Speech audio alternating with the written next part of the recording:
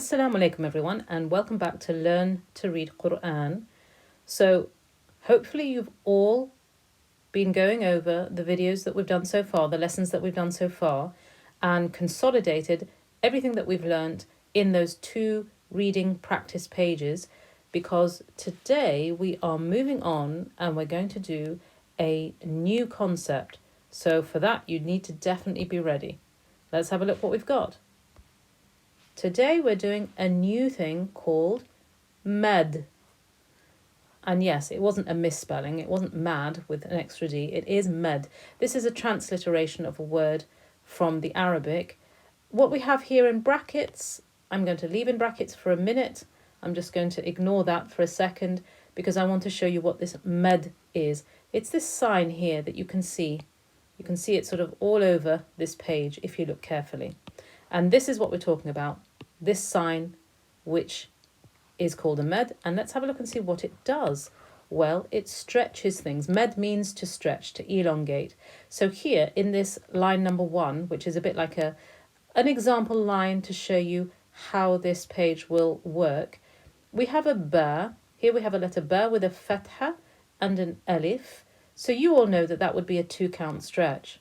But when it is followed by the letter hamza, you get ba with an alif and this med sign. And what that does, that changes the 2-count stretch into a 4-count stretch. So yes, you need to get your singing lungs on because we will be stretching for more than 2 in these words. So this would have been ba, but when it has a hamza, it becomes ba. So that was a 4-count stretch. The same thing can happen here. I'm just again using the letter ba as an example. When it has a dhamma followed by a waw, we know that's a 2-count stretch, boo. But when it's followed by a letter hamza, becomes boo, a 4-count stretch. And the same thing we can say for any letter. Here we've chosen ba again with a kasra and a ya. That would have been a 2-count stretch, B. But when it's followed by a letter hamza, then it becomes B, a 4-count stretch. So these two words here, muttasil, munfasil, they refer to whether the med is, whether the hamza is in one word, and that would be muttasil, or the hamza is between 2 words, that would be munfasil, so separated from the stretch.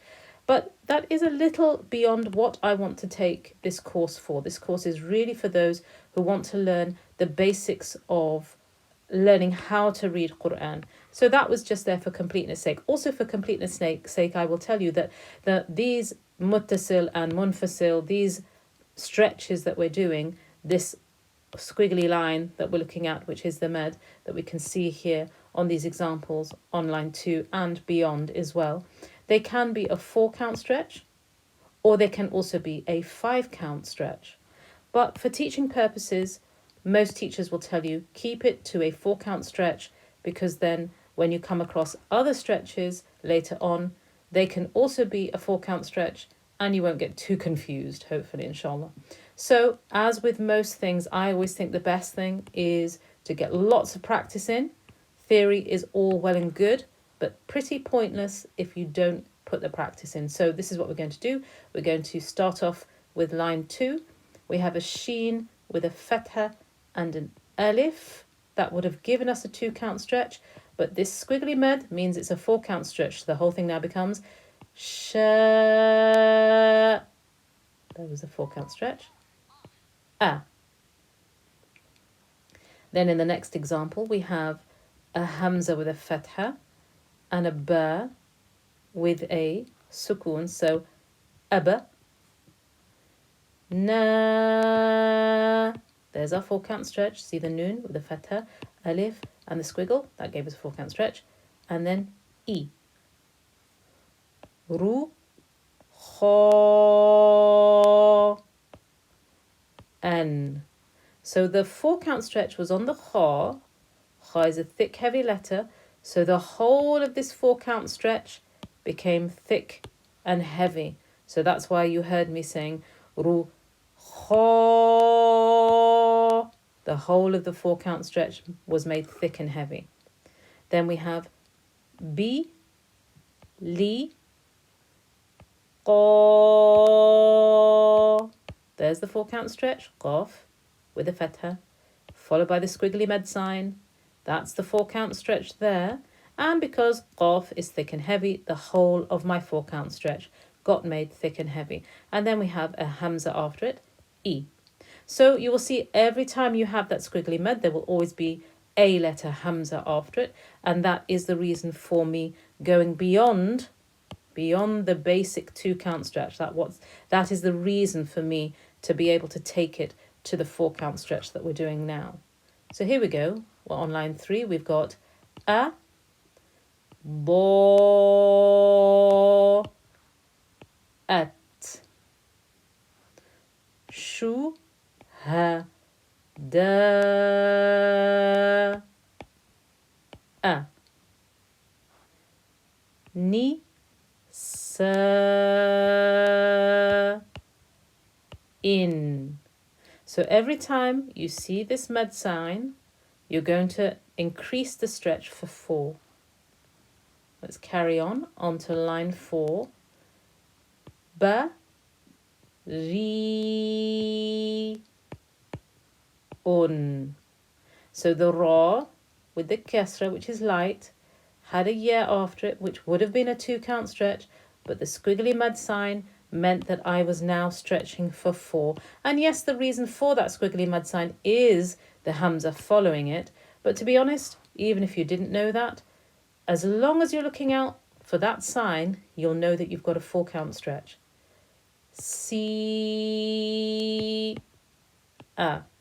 And one thing I would say is when you're starting from scratch and you know you're learning this for the first time, to count for 4 mentally in your mind and to bring it as a 4-count stretch out on your voice is sometimes difficult if you don't count that stretch. So use your fingers or tap your toes, whatever it is, and count to 4 so you know you are stretching for 4. I've had so many students who they think they're counting for a 4-count stretch, but I'm counting and I get to like 2.5 and they've stopped. So make sure you count at the beginning so you get an understanding of what a 4-count stretch's length is like. Let's carry on. You, li, u. Ta, fi, a. So here was our 4-count stretch. Let's keep going. Line 5. Su, a.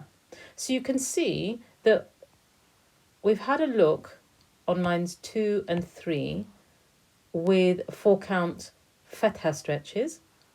On line 4, we've been looking at 4-count kasra stretches. And here on line 5, we're looking at 4-count dhamma stretches. Qu, ru, in. Ta, bu, a. So there was our 4-count stretch. La, ta, nu, u. Line 6. Now line 6, we're still looking at the 4-count stretches, but we're looking at them on the little hanging alif that we've met before. Let's just take that off. So we have a ya with a fatha and an alif. That would have been a 2-count stretch. But because we have the med sign, this is now a 4-count stretch. So we have ya. There's our 4-count stretch. A. And this a is joining to the ya here. So ayu, ha. This was a 2-count stretch. Ha with a fatha and an alif. So there's a lot going on in this example. So I'm going to look at this again just so that you can get a bit more practice and actually really figure out what we're looking at. So we've got a ya with a fatha, an alif, and the 4-count med stretch. Ya, ayu, ha. This is a 2 count. And very similarly here in the next example, we've got a ha with a fatha, alif, and the 4 count med. Ha, u, la, e. So again, slightly more complicated than what we've seen so far. So let's go over it again just to make sure we know what we're doing. We have a ha with a fatha and an alif. That would have been a 2 count stretch, but the med sign here means we must make it into a 4 count stretch. So this is ha. Then the hamza here is being carried on the waw. So remember, you're not going to use the waw to pronounce it. So you'll just say oo, but then you have a lam with a fatha and an alif, and then the squiggly med. So this is la, e. And then the last example on this line, again, similar examples, all on the same line. We have a ya, fatha, alif, the mad sign, ya,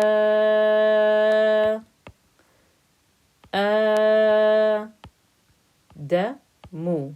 So I'll do that again just to make sure that you can see where all the stretches are. Sometimes it can feel like you're stretching everything, but that is definitely something I would warn you against. Do not stretch everything. Only stretch what needs to be stretched, what actually is written as a stretch. So we have ya,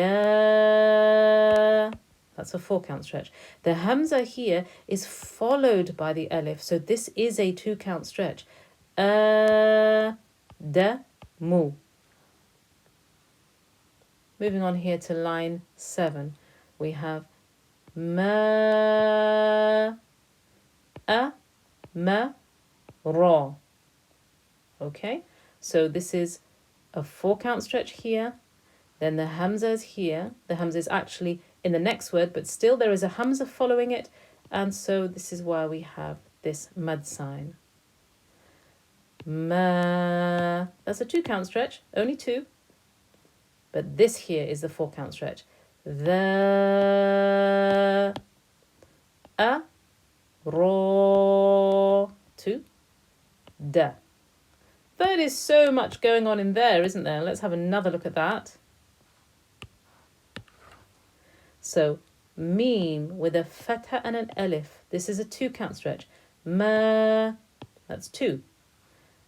Dhal with a fatha, alif, but the med. So this is 4. The, then a, ra with a fatha, alif. This is 2. Ra, da. Okay. Then we have a meme with a fatha, alif, and the med. So this is a 4 count stretch. Ma, a hamza with a kasra, joining to a noon. Why do I say joining? Because of the shadda. If you have a noon with a shadda, what else do you have? I hope everybody's saying it. Yes, you have a ghunna. Ma, inna. On this last line, let's have a look. We're nearly there. Qa, lu, inna. 2 count stretch there. Inni,